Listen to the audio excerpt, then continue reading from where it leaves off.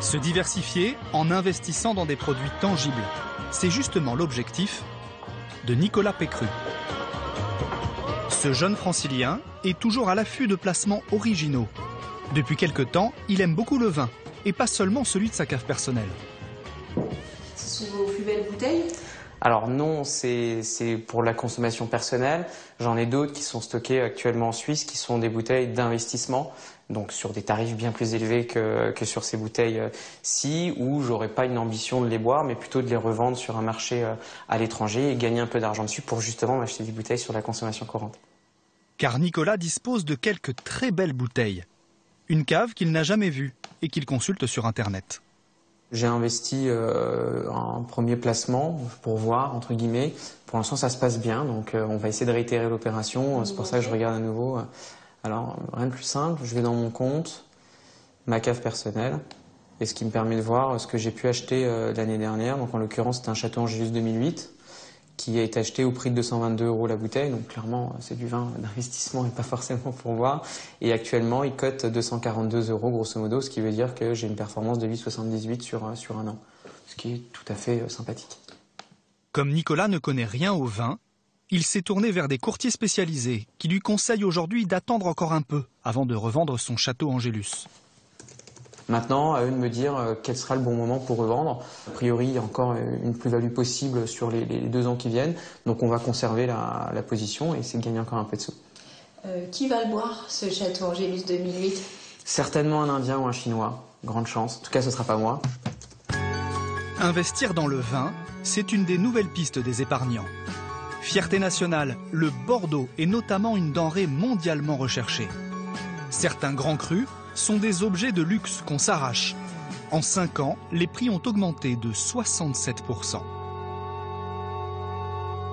C'est en centre-ville, dans cet open space studieux, que l'on gère le vin de Nicolas Pécru comme un portefeuille d'action. Ce matin au téléphone, c'est un client qui veut vendre. Nous avons trouvé donc une possibilité de revente pour vos 12 Clos Fourté et le Pichon Baron 2009. Avec une plus-value sur ces 2 vins d'un montant de 551 €, et ce qui génère donc une performance de 17%, de 17,5 exactement. Alors la performance me satisfait tout à fait, je n'envisageais pas derrière un réinvestissement, puisque j'aurais souhaité récupérer la totalité du capital. Ok. Ici, on propose une 50aine de grands crus de Bordeaux. Depuis 20 ans, certains millésimes ont presque triplé de valeur. Pour expliquer cette ascension fulgurante, le patron, Franck Nogues, en appelle aux règles de base du capitalisme. L'offre est de plus en plus faible, puisque les châteaux produisent de moins en moins, et la demande, elle, est de plus en plus forte aussi, puisque le système capitaliste est ainsi fait que les richesses mondiales sont de plus en plus nombreuses. On compte aujourd'hui 12 000 millionnaires en dollars dans le monde entier. Donc les grandes fortunes ont du bel immobilier, ils ont des belles voitures, des œuvres d'art, des beaux bateaux, et ils ont tous des belles caves, avec des grands Bordeaux. Mais où sont-elles, ces fameuses bouteilles qui seront un jour servies à la table des millionnaires? Nous sommes dans la banlieue de Bordeaux. Cet entrepôt ressemble à beaucoup d'autres, à l'exception peut-être de la porte blindée et du code d'entrée. À l'intérieur, un hangar qui rappelle les stocks des grandes surfaces, mais l'apparence est trompeuse. C'est un peu la salle des coffres ici. Ah, c'est une grande salle des coffres, hein, compte tenu du prix des bouteilles. C'est un grand coffre-fort, oui, voilà.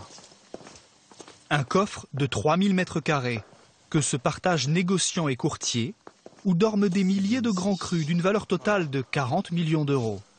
Ici, c'est le coin de Franck Nogues, près de 7000 caisses de nectar.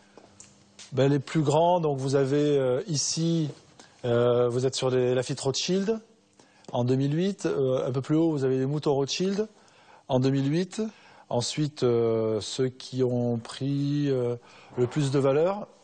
Donc vous avez Château Pavie en 2005. Château Pavie est un grand cru classé de Saint-Émilion qui est passé premier cru en 2013. Et le fait d'être passé au statut de premier cru a créé une plus-value très importante l'année dernière, exceptionnelle, hein, je vous rassure, de l'ordre de 30 à 40%. Avec le vin, on peut donc gagner beaucoup d'argent. On peut aussi en perdre. Après des années de hausse, les Bordeaux ont perdu 7% en 2013. et les promesses de trop beaux rendements doivent être pris avec méfiance.